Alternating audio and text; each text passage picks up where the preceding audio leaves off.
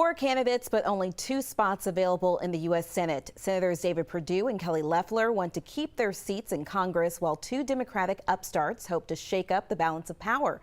Shanu Hur has more on a busy Friday on the Georgia campaign trail.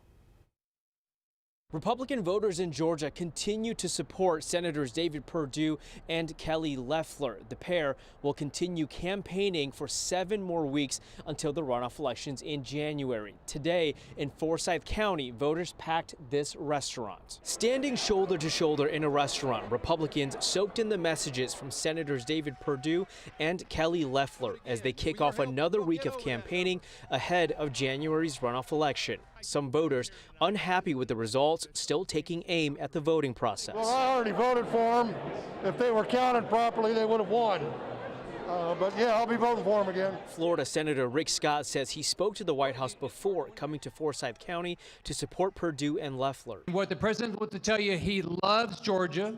He wants to make sure every legal vote is counted. But I need you to make sure that your friends, your family, everyone is engaged. Expect Georgia to draw a lot of national attention in the next 2 months, including a potential visit next week by Vice President Pence, as Republicans need at least one Georgia Republican to win to keep control of the Senate. Mike Pence tweeted this a few days ago, something like, "See you in Georgia next week." Democrat Jon Ossoff continues to barnstorm the state. He hit Augusta and Athens today. In Augusta, Senator Perdue's challenger promised a different future for the state. This is the team assembled here today that will change Georgia. With the Senate majority hinging on these two races in Georgia, voters say they feel the pressure, and this is just the start of them supporting their candidates for the next 7 weeks.